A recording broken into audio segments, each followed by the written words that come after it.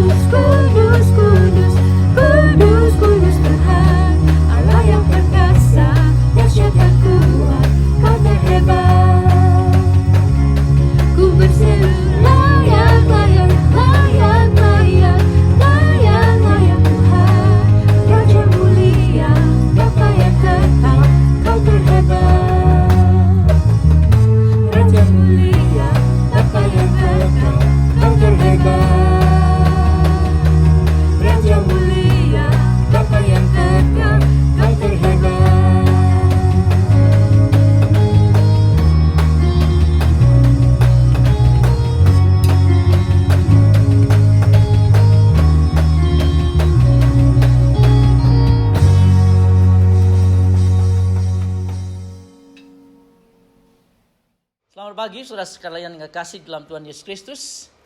Selamat hari Minggu. Judul khotbah hari ini saya akan berikan judul peningkatkan iman atau meningkatkan iman di dalam masa yang sulit ini. Atau di dalam masa-masa yang penuh dengan tantangan ini, kita akan belajar bagaimana untuk meningkatkan iman sesuai dengan pelajaran-pelajaran yang kita bisa dapatkan dari firman Tuhan pada pagi hari ini. Yang saya akan ambil dari 2 Korintus pasal yang keempat, ayat yang ke-1 sampai ayat yang ke-10. Demikian bunyinya. Oleh kemurahan Allah kami telah menerima pelayanan ini, karena itu kami tidak tawar hati. Tetapi kami menolak segala perbuatan tersembunyi yang memalukan. Kami tidak berlaku licik dan tidak memalsukan firman Allah. Sebaliknya kami menyatakan kebenaran dan dengan demikian kami menyerahkan diri kami untuk dipertimbangkan oleh semua orang di hadapan Allah. Ayat yang ketiga, jika Injil yang kami beritakan masih tertutup juga, maka ia tertutup bagi mereka, yaitu untuk mereka yang akan binasa, yaitu orang-orang yang tidak percaya, yang pikirannya telah dibutakan oleh ilah zaman ini, sehingga mereka tidak melihat cahaya Injil tentang kemuliaan Kristus yang adalah gambaran Allah. Sebab bukan diri kami yang kami beritakan, tetapi Yesus Kristus sebagai Tuhan, dan diri kami sebagai hamba-Mu karena kehendak Yesus. Sebab Allah yang telah berfirman, dari dalam gelap akan terbit terang.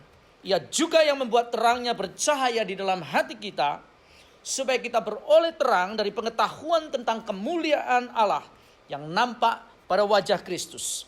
Ayat yang ke-7, tetapi harta ini kami punyai dalam bejana tanah liat, supaya nyata bahwa kekuatan yang melimpah-limpah itu berasal dari Allah, bukan dari diri kami.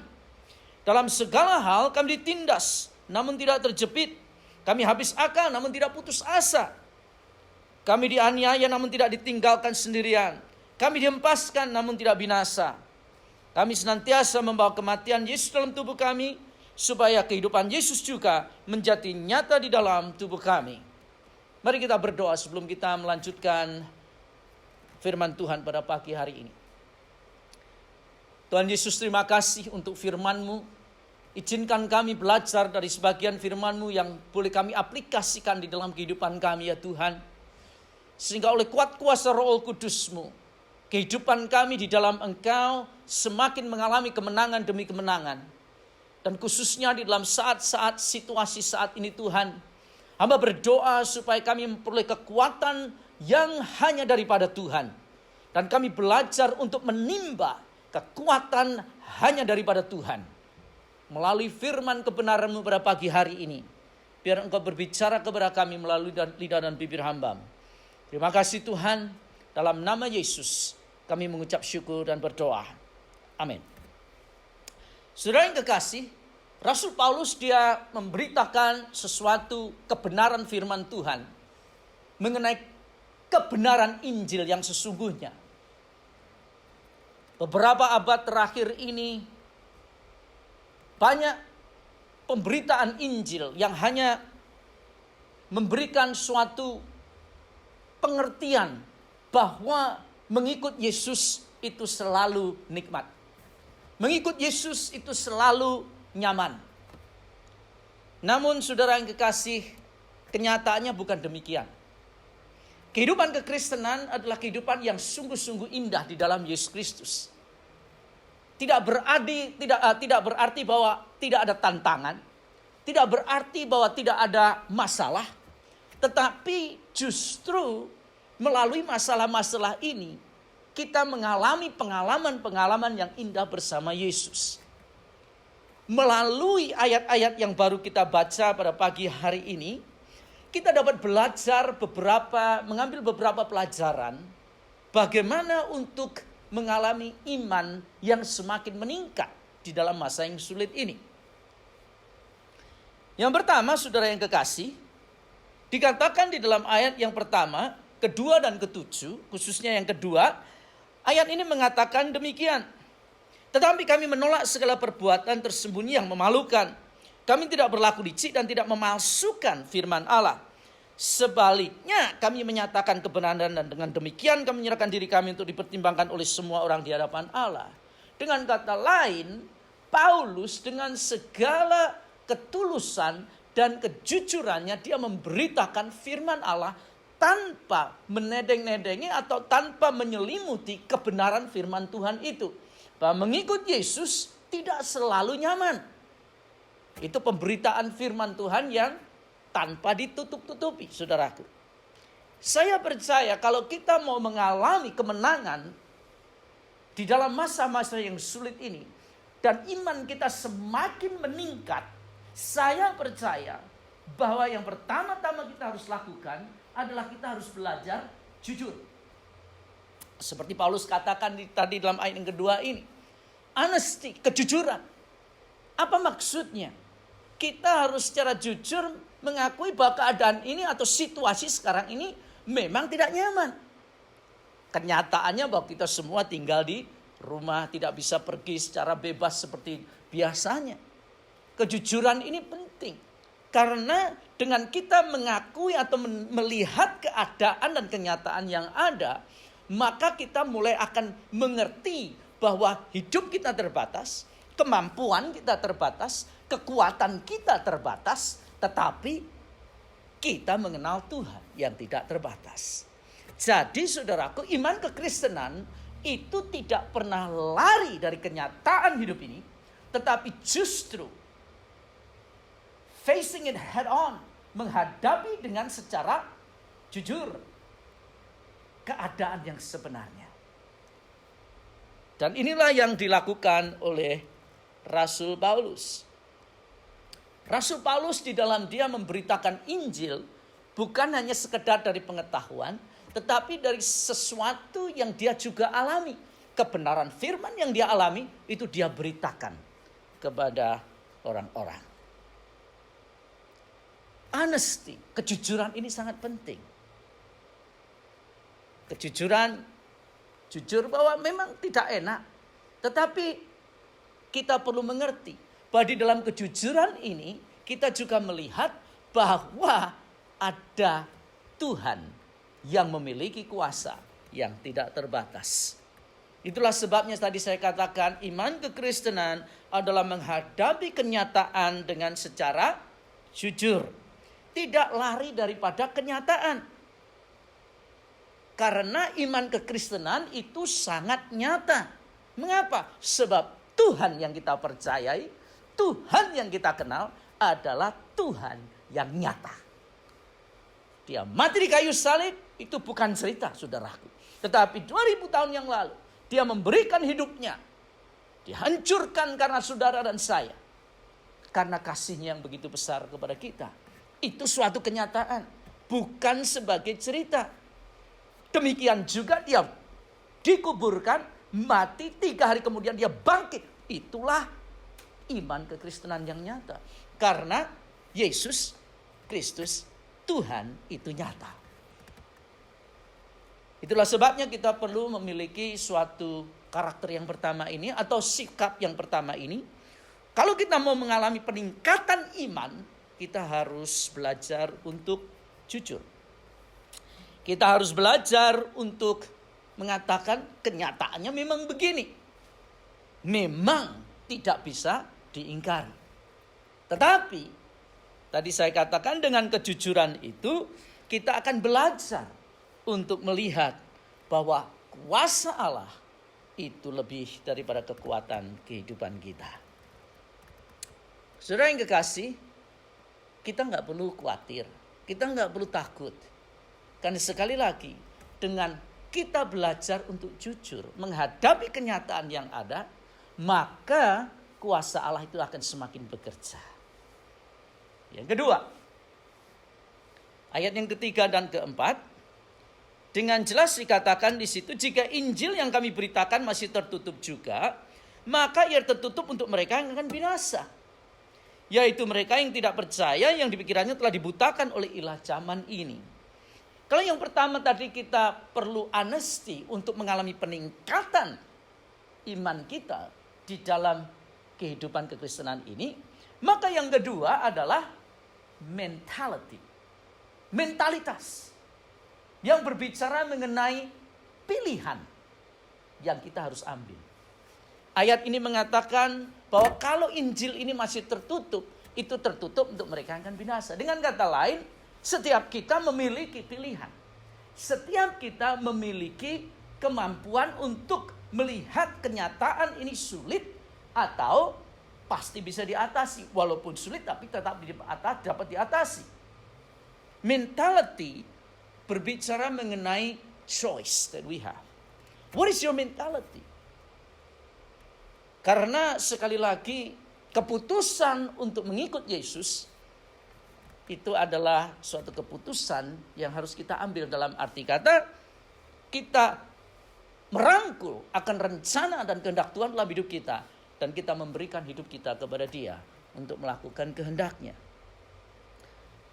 Pilihan diberikan kepada setiap orang. Karena sikap saya melihat masalah yang ada akan menentukan jawaban dan berkat yang akan saya alami. Ingat saudaraku bahwa sikap saya menghadapi kenyataan atau keadaan yang ada pada saat ini itu akan menentukan jawaban dan berkat-berkat yang akan saya alami. Kalau kita melihatnya secara negatif, kalau kita melihatnya secara jelek, atau kita lihat ini semua sesuatu yang terjadi tidak baik, apa yang akan terjadi saudaraku? Kita akan menjadi orang yang pesimis. Kita akan menjadi orang yang semakin melihat ke dalam dan akhirnya menjadi depresi saudaraku. Wah, gak bisa kemana-mana. Semuanya di sana mau cari ini habis barangnya. Jadi mulai semua negatif, akhirnya saudara akan mengalami depresi. Ingat, mentalitas yang kita miliki, sikap yang kita miliki akan menentukan jawaban yang akan kita dapatkan dan berkat-berkat yang akan kita alami. Itulah sebabnya kita perlu belajar untuk melihat situasi yang ada ini dari kacamata Tuhan. Alkitab berkata di dalam Roma pasal yang ke-8 ayat 28 bahwa segala sesuatu bekerja bersama-sama mendatangkan kebaikan bagi orang yang mencintai Tuhan. Saudaraku, kuncinya adalah tadi dikatakan mencintai Tuhan. Kalau kita mengasihi Tuhan, maka kita akan belajar melihat situasi ini dari kacamata Tuhan. Dan saya percaya kalau kita melihat dari kacamata Tuhan, maka berkat-berkat akan kita alami di dalam kehidupan kita. Saudara yang kekasih, kejujuran, mentalitas yang berbicara mengenai sikap, berbicara mengenai pilihan dalam kita menghadapi keadaan dan situasi pada saat ini. Saudara yang kekasih,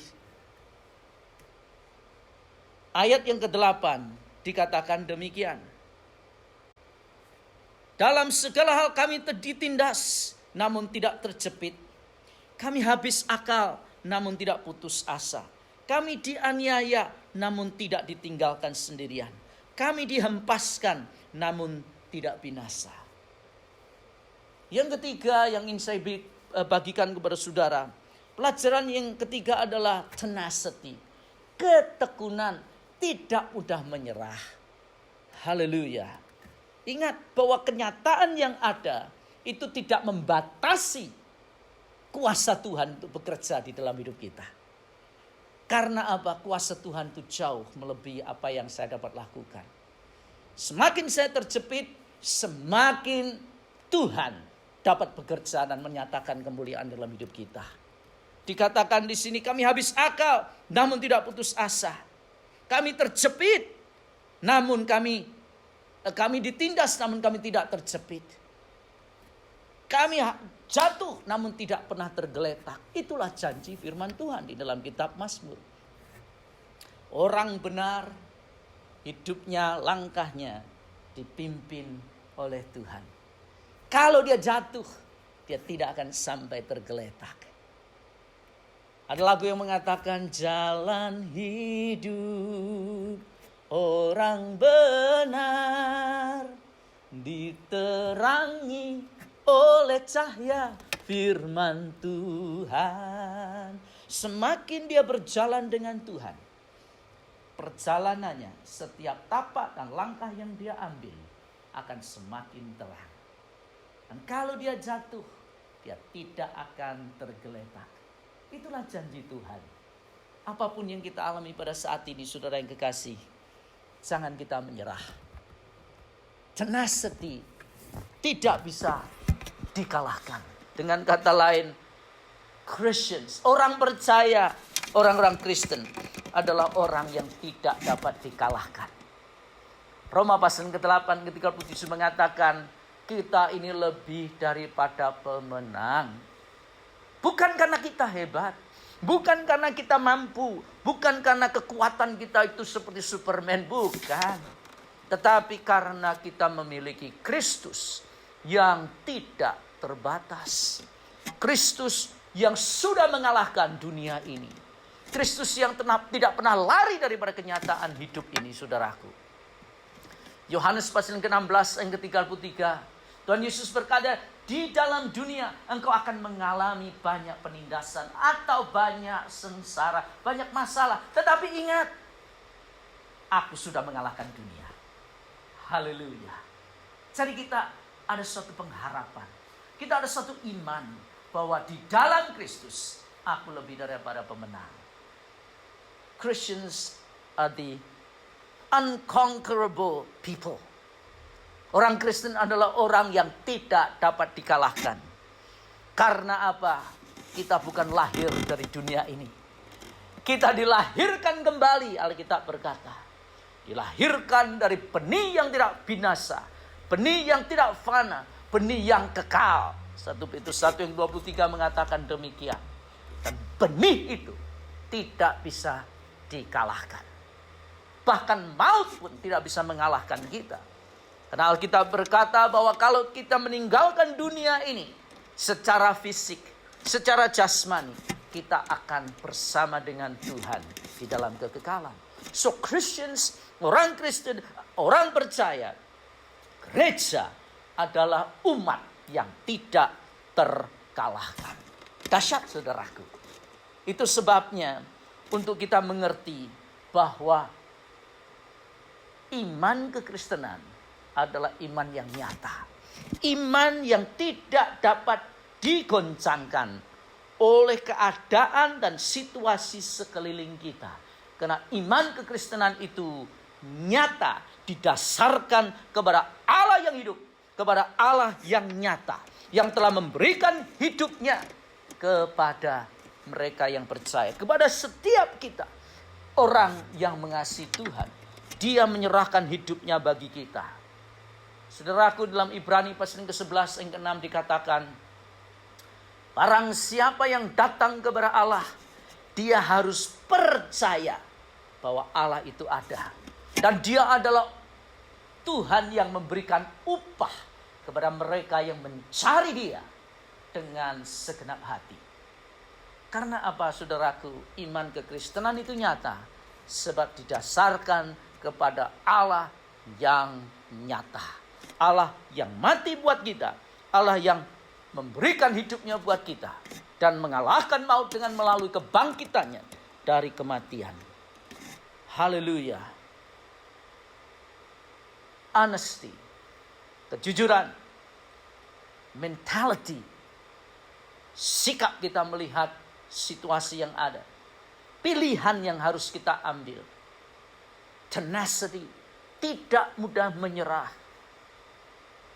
Inilah hal-hal yang dapat kita belajar.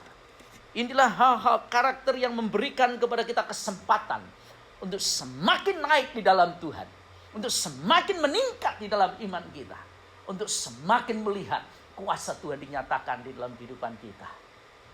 Paulus tadi mengatakan, kita ditindas tetapi tidak pernah terjepit. Haleluya. You can get knocked down, but you never get knocked out. Kita boleh jatuh, tetapi tidak pernah tergeletak, saudaraku. Karena dia yang di dalam kita. 1 Yohanes pasal yang keempat. Roh yang ada di dalam kamu adalah lebih besar daripada dia yang di dunia ini. Dengan kata lain, tidak ada satupun yang dapat mengalahkan kita. Karena Kristus sudah bangkit. Dan kalau kuasa kebangkitan Kristus itu ada di dalam hidup kita, maka kuasa kebangkitan Kristus itu memberikan kepada kita kekuatan, memberikan kita kemampuan untuk menghadapi setiap tantangan yang ada pada saat ini. Setiap masalah atau tantangan yang kita hadapi adalah kesempatan untuk kita meningkatkan iman kita ke tingkat yang lebih tinggi. Alkitab berkata bahwa kita sebagai orang percaya itu berjalan dari iman kepada iman. Dengan kata lain, iman kita itu akan semakin bertumbuh. Hari lepas hari, melalui tantangan demi tantangan. Kitab Yakobus mengatakan, iman kita itu diuji supaya menghasilkan kesabaran. Ingat bahwa perjalanan hidup kita untuk mengikut Kristus di dunia ini adalah lebih hari untuk menjadi lebih serupa dengan Kristus. Dengan Yesus, di mana karakternya itu semakin nyata di dalam kehidupan kita. Saya berdoa supaya melalui pelajaran firman Tuhan yang sederhana pada pagi hari ini, kita boleh mengaplikasikan kebenaran firman Tuhan. Jangan lari dari kenyataan, tetapi jujur hadapi kenyataan ini. Hadapi. Memang tidak nyaman, tidak enak, tidak nikmat, tetapi juga jujur. Akui bahwa kuasa Tuhan itu tidak terbatas. Akui bahwa hidup ini sementara dan Tuhan yang ada di dalamku itu jauh lebih besar daripada situasi dan keadaan yang ada pada saat ini. Yang kedua, mulai belajar untuk mengambil pilihan yang positif. Bahwa keadaan yang terjadi sekarang ini akan menghasilkan sesuatu berkat yang luar biasa di dalam kehidupan kita. Dengan kita semakin bersandar kepada Tuhan. Dan terakhir, untuk kita tidak menyerah. Jangan menyerah. Tetapi melalui semuanya ini, kita semakin mengalami kehadiran Tuhan dalam hidup kita. Dan semakin mencintai Tuhan. Saya berdoa sekali lagi, biar firman Tuhan ini memberikan kekuatan kepada saudara. You might be knocked down. Mungkin saudara terjatuh. Tapi saya berdoa saat ini kita harus bangkit. Dan mulai berjalan bersama Tuhan dengan iman. Tuhan memberkati. Shalom. Terima kasih untuk Anda telah bergabung bersama kami di ICC Rosmith Online Service pada hari ini. Ada beberapa informasi yang mau disampaikan. Sunday School diadakan online service setiap hari Minggu jam 11.30. Untuk informasi lebih lanjut, dapat menghubungi Ibu Ping Adi di nomor telepon di bawah ini. Untuk live group San Gabriel dan Walnut diadakan setiap hari Senin malam. Dan untuk Rancho dan South Bay diadakan setiap Sabtu malam. Saudara boleh menghubungi Pastor Hadiarso untuk informasi lebih lanjut. Dan untuk setiap hari Rabu, saudara diundang untuk bergabung bersama kami untuk menyembah bersama di Facebook Live jam 11 siang. Dan yang terakhir, bagi saudara yang rindu untuk memberikan persembahan dan perpuluhan, saudara dapat menggunakan Venmo dengan user ID ICC-Rosmith, atau Anda boleh mengirimkan cek Anda ke ICC Rosmith dengan alamat di bawah ini. Terima kasih, Tuhan memberkati.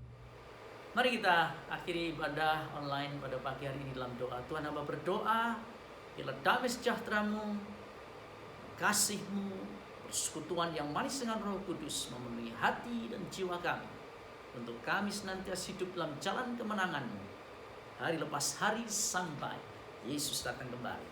Amin.